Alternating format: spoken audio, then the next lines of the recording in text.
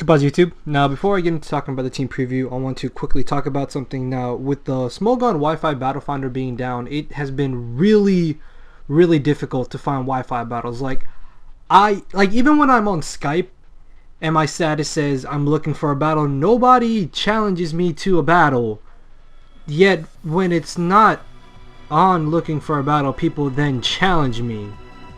So yeah, then when I go ask for battles, people still don't want to battle me. So I don't know what's up with that. I don't know if you guys actually don't want to battle me or you're afraid to battle me or something. I don't know. And streaming right now is not an option. But I don't know. I only have one Wi-Fi battle saved up, and I want to keep that for not for a special moment, but just for like the time being, for like a rainy day or something. The reason why I bring this up is because I might be putting out more showdown content. More showdown content. As you can see, I can't speak correctly.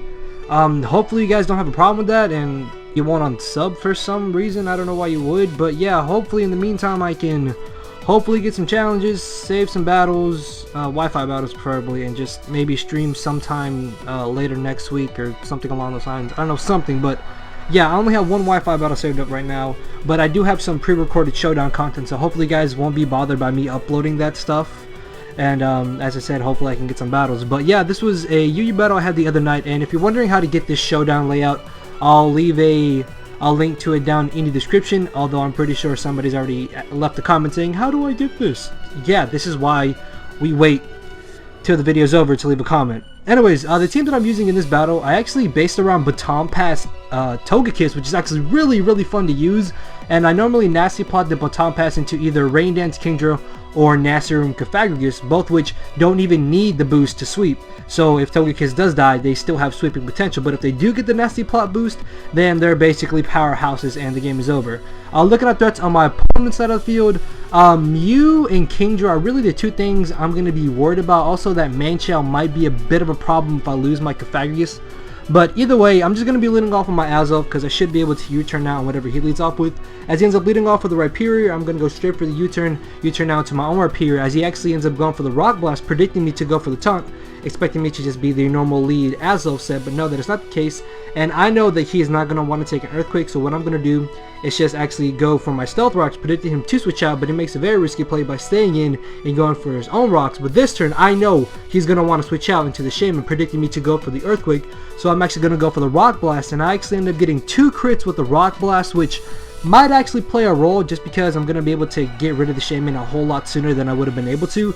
Now, seeing that he has leftovers, I automatically knew this thing is going to be a sub-Leech Seed, and this is literally the most annoying Shaman set ever that you can face. So I'm going to bring in Togekiss. I'm just going to go straight for the Air Slash because I know there is nothing that he can knock me out with. And if you really wanted to, you could just keep staying in and going for the substitute until eventually I either miss Air Slash or he does knock me out with the Leech Seed. So we both actually end up switching out. As I brought in my Azelf, he brought in the Rhyperior. I'm going to go straight for the U-turn, expecting him just to go for another Rock Blast. I'm going to bring in my own Rhyperior, but he makes a very good play, predicts that, and goes for the Earthquake. Now, I'm in a position where I can predict him to switch out, I can go for the Roar, or I can just go for the safe Earthquake. And in the end, I do just go for the Earthquake, but I know that I should have used for my Rhyperior later on in this battle, so I'm going to switch into my Azelf, predicting him to go for an Earthquake, but I get predicted again, and he goes for the Rock Blast. Luckily, though, I'm going to be able to just barely survive on enough HP to actually live another switch in. As I go for the Ice Punch, he lives. Thankfully, though, he ends up going for the Roar and not another Rock Blast, which means I will be able to keep my Azelf for later on in this battle.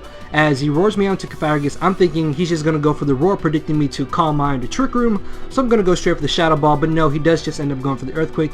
As he brings in the Shaman, he ends up missing the Seed Flare. Now, as you can see from this damage calc, I will be able to actually live the Seed Flare, so the miss doesn't really end up mattering at all, because either way, I would have been able to live, knock him out. Then as he brought in the Kingdra, I still would have gone for the Trick Room this turn, and I did actually predict him to go for the Rain Dance, which means due to the fact that Kingdra speed is doubled and Trick Room is up, Trick Room is up. As he knocks me out, I can now bring in Rhyperior and in return outspeed the Kingdra, or outslow the Kingdra if you want to look at it that way, and knock him out with an Earthquake, which is really great because Kingdra, one giant threat, is out of the way. As he brought in the Cthulhu, I thought that he would just knock me out, right, which is why I went for the Earthquake instead of the Roar, which is what I should have done. But now he is going to be able to just knock me out with the Shadow Ball, and at this point Trick Room and Rain Dance is gone, allowing me to now bring in my own Kingdra. And at the amount of HP that he's at, I wasn't too positive if a Hydro Pump would be able to knock him out or not. In the end, I should have just ran a damage calc, to be honest, but yeah, because now with me going for the Draco, he can bring in the Mew, go for a possible Swords Dance or Nasty Plot or whatever, and it turns out that he is Nasty Plot, which means if he does carry the Vacuum Wave, this could be very bad for me. So predicting him to just want to finish me off, I'm going to stay and go for the Ice Punch, but it actually switches out into the Mancha, predicting me to go for the U-turn as he knocks me out with the High Jump Kick.